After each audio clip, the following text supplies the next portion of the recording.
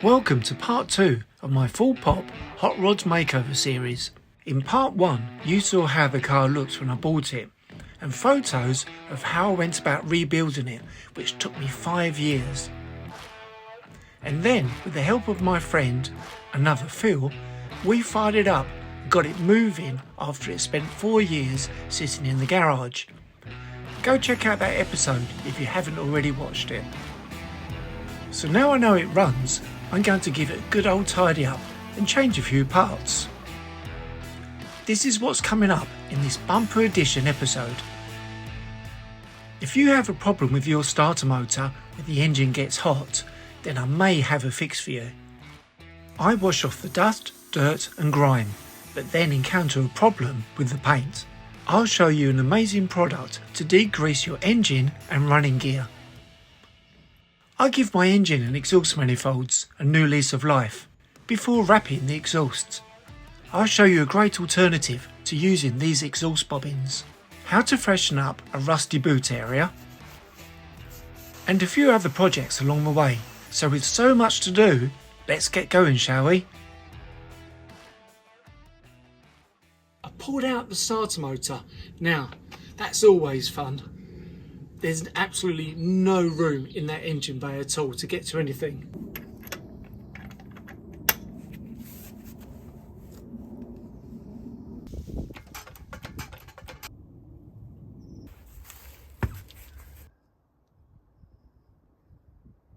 But let me show you this. This is before, drops in photo, and this is after. Same starter motor, but they've rebuilt it, got a new solenoid and changed the bushes and various bits and pieces, given it liquor paint, which is fantastic.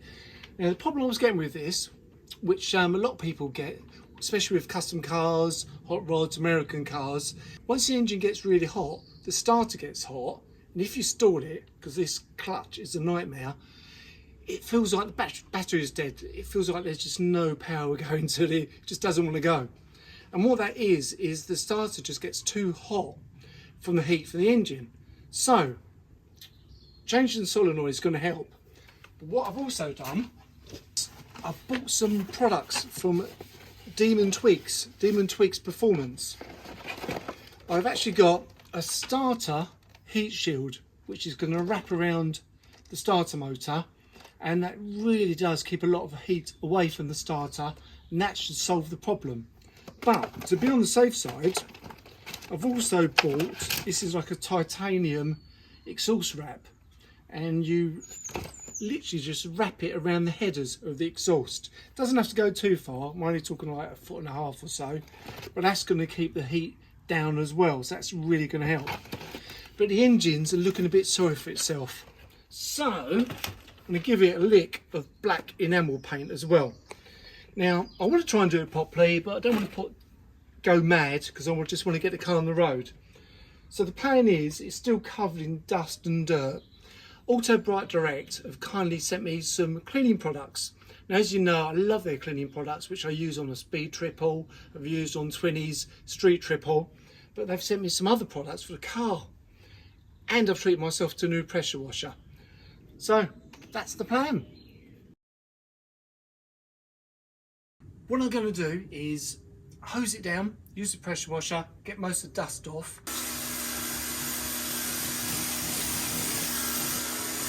And then I'm going to use this pre-wash. So this is citrus wash from Auto Bright Direct, and you dilute it to 30:1. So I've mixed it up already.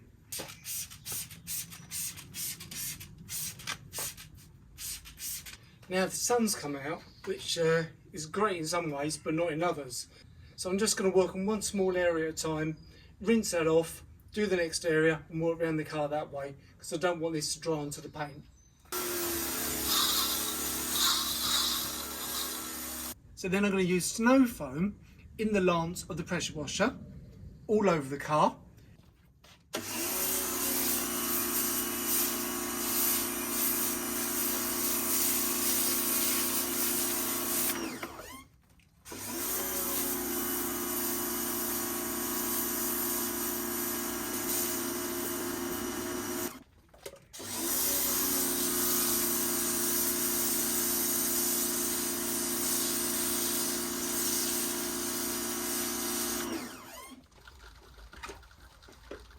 So guys, I'm keeping an eye on the temperature outside. Don't want this to dry on there. And also because there's still lots of little bits of dust, even after the rinse, using the pressure washer, and then the pre-rinse, I can still see and feel bits of dirt and grime in there.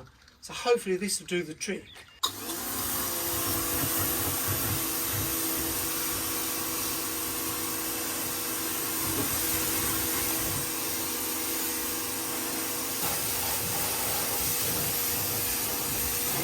And then I'm going to use some shampoo. This is the Auto Bright Direct Streak Free shampoo. So I've got this deep pile wash pad from Auto Bright Direct. It's the first time I've used it. It feels really nice though. So it's already looking so much better. It looks like all the dirt has been removed. I'm obviously going to have to polish it, remove a few scratches, and there's some deeper scratches as well. But Auto Bright Direct have kindly sent me this Supreme Super Plush drying towel.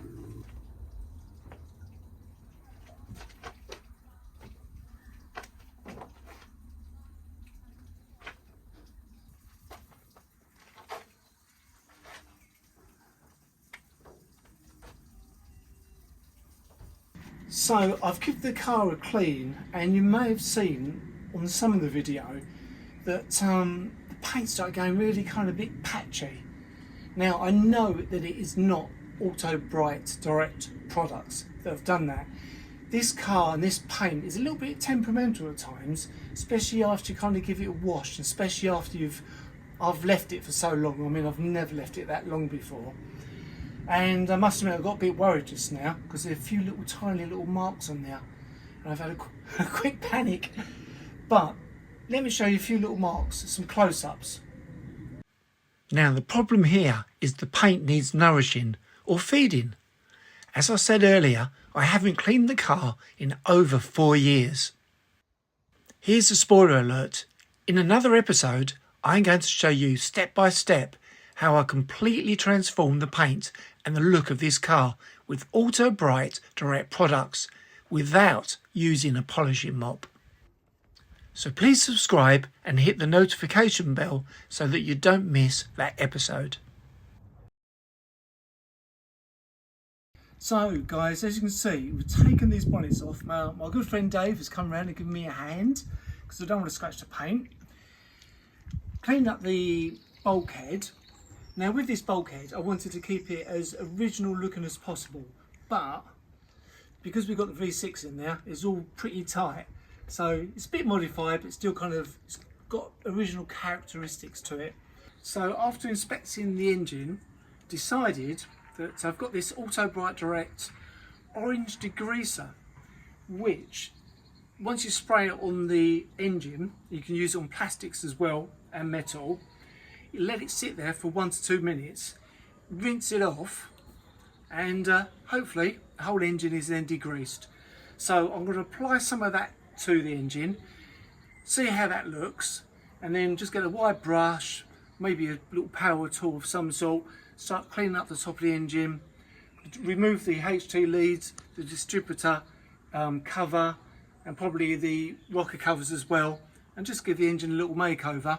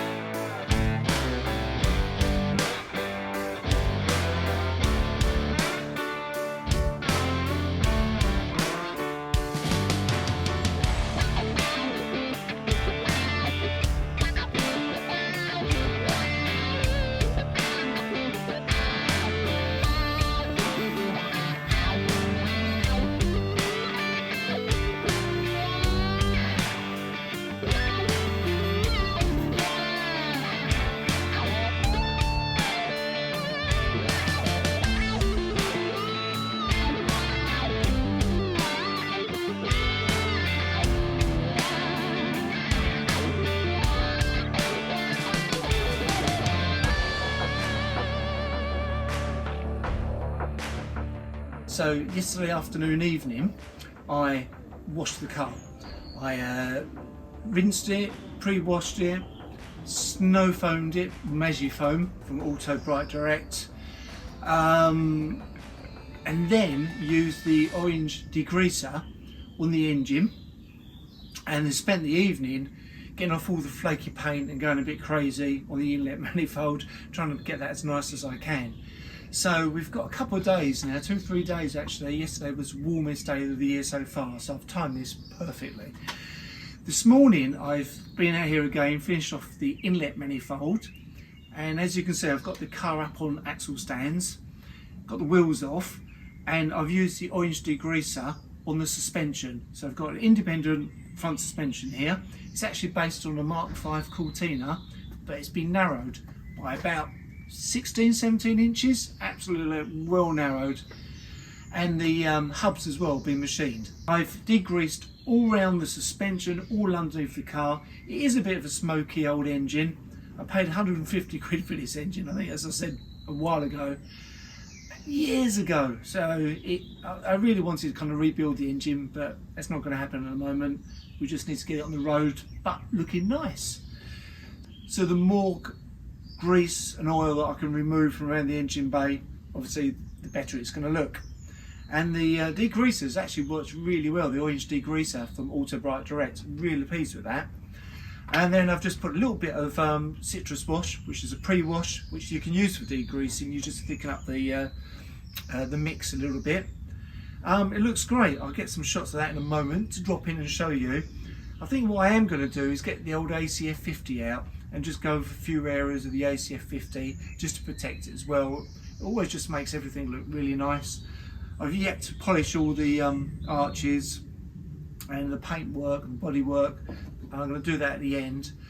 I'm keen to get some paint on this today, so I think what I'm going to do actually is start painting now, and I'll come back to the ACF 50 another time. Yeah, that's the plan.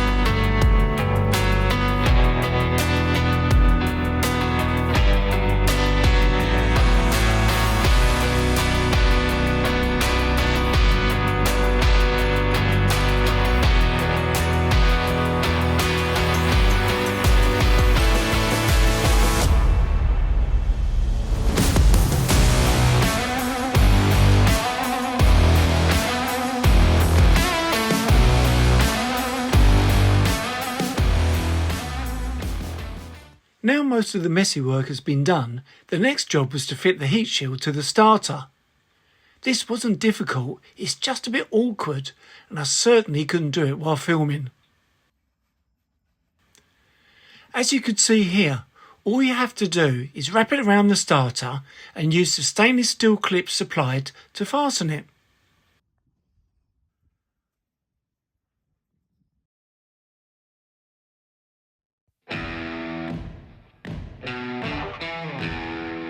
The next job was wrapping the exhaust headers.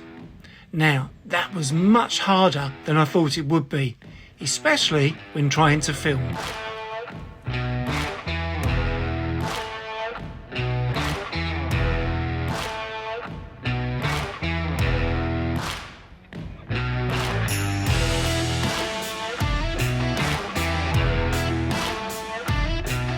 I've wrapped one side of the exhaust using this exhaust wrap, which I got from Demon Tweaks, and I watched a video beforehand just to double check, I was doing it correctly, and one guy said you're not going to have enough, wrap, and he was right.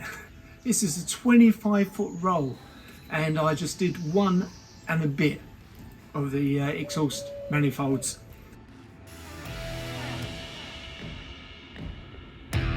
So the way I did it was feed the wrap under and pull it up tight against the exhaust. Clockwise. I think that's right, yeah, clockwise. I just keep looping it around, make sure it overlaps a little bit. This is the difficult bit because you don't want any gaps, so you just have to kind of build it up a little bit around there, pull it tight, keep going around. What I found is the material, the wrap actually frays quite easily on the ends, so I allowed a little bit of extra at the end, and then I tucked it under on itself underneath the exhaust. But also these stainless clips, I can't get them as tight as I really want them to be actually, so that's why I've put a couple there and I put 3 on that one, just because the angle that all sits, I don't want it kind of getting loose and fraying. Yeah, but I think I'm pleased with that, and the other side looks good as well, so yay. I think this side looks a little bit neater, but I mean, it's under the engine bay anyway, so not many people are going to see it. So yeah, the advantage of this is it also keeps the heat in, the exhaust heat within the manifold. That also gives you a little bit more performance as well, but I'm not doing it for that reason. I'm doing it for on the other side to keep the heat away from the starter motor.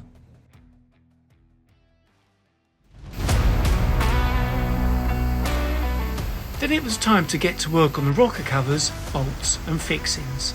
For this, I clamped my hand drill to a workmate and used a variety of wire brushes to remove the old paint and freshen them up.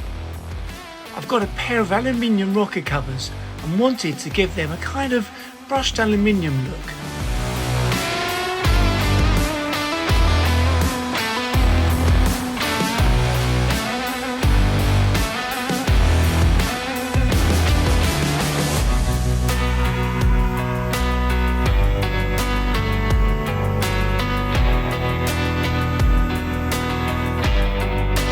Now I don't think they turned out too bad. What do you think? They were then fitted back on the engine and the HT leads were given a clean up using lighter fuel and rerouted to look neater.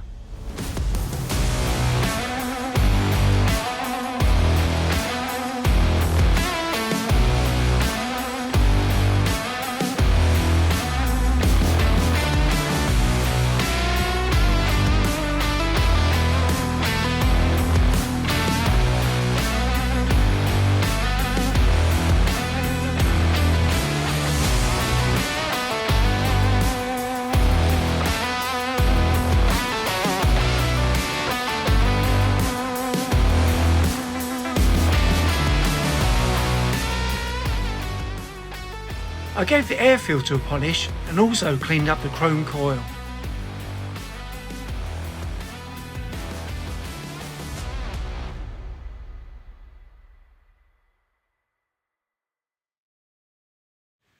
To repair a rusty car boot, this is what you need to do to tidy it up. Remove the rust by simply using a wire brush. You can use a wire brush and do it by hand, as I did, or use a wire brush attachment in a drill, as I did with my rocker covers. You may want to use some cool sandpaper depending on how bad the rust is. Sand it down to bare metal, removing any flaky rust. Then protect your good paint with masking tape.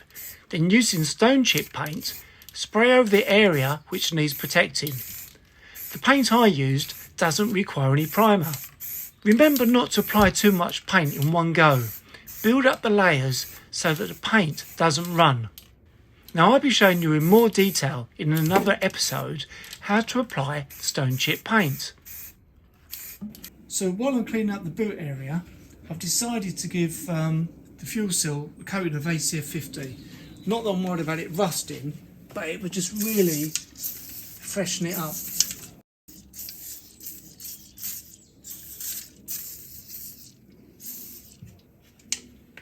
Let that just soak in for a little while, and then I'm going to work that in with a brush. So now what I'm going to do is just spray some ACF 50 on my cloth, which is already soaked in ACF 50, and just rub it into the side there.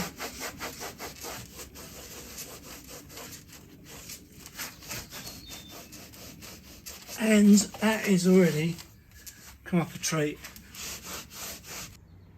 So it didn't take too much effort just to kind of give it a little freshen up, just to remove a little bit of surface rust, a coat of paint, and a little clean up of all the grease from the fuel cell. Well worth it, even though you're not going to see it. It makes me happy. You may have seen these exhaust bobbins.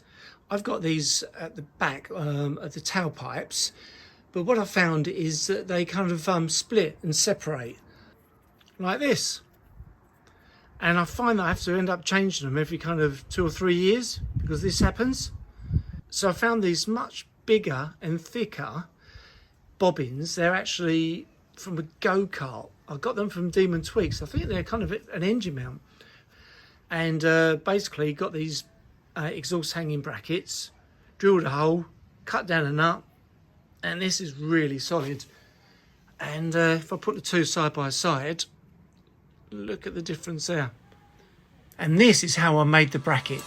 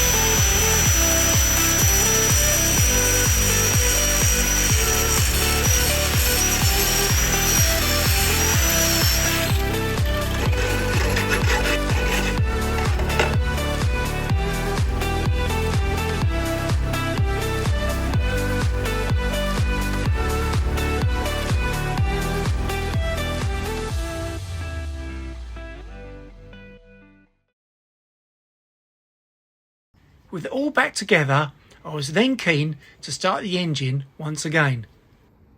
Now, not everything goes according to plan. So I haven't completely finished the car yet, but the engine's back together. It's all looking a bit nice, a bit polished up, a few little alterations. Got the new battery in the boot, and I'm pretty keen to fire it up, make sure that starter works okay. So let's do that now.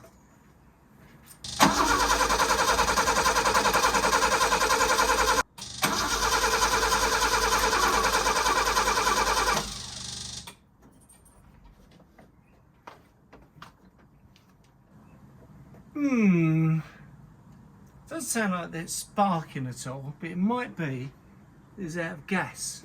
I've got a feeling it's out of gas because I didn't put too much in there. Let me go and put some petrol in the tank.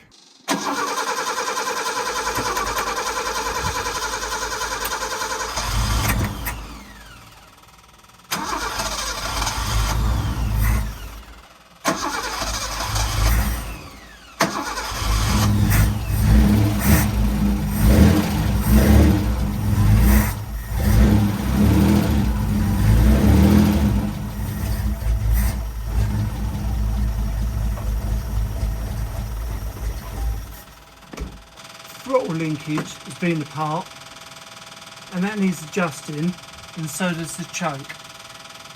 I think that's the issue. So let's have a little tinker with that and see what we can do.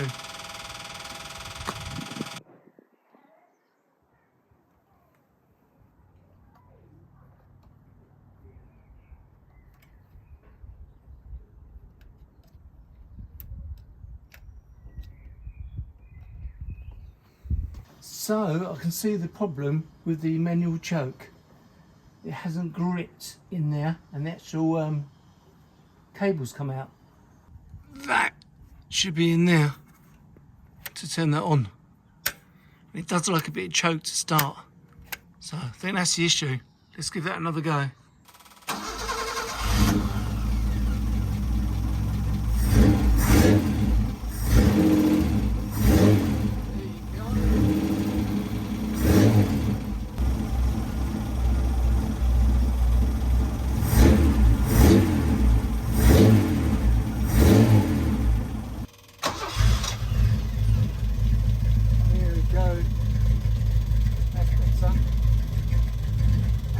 Always used to start. Need to tune the engine up a bit.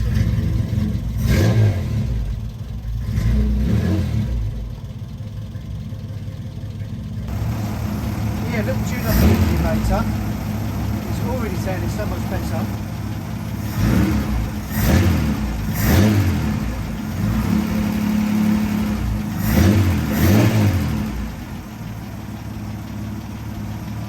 Now that's all for me in this episode. I hope you found some of my tips useful. If you want to know how to restore your car's paint, then you do not want to miss the next episode when I surprise myself when I transform the paint from this to this. Thanks for watching. I'll see you then. Subscribe, like and comment.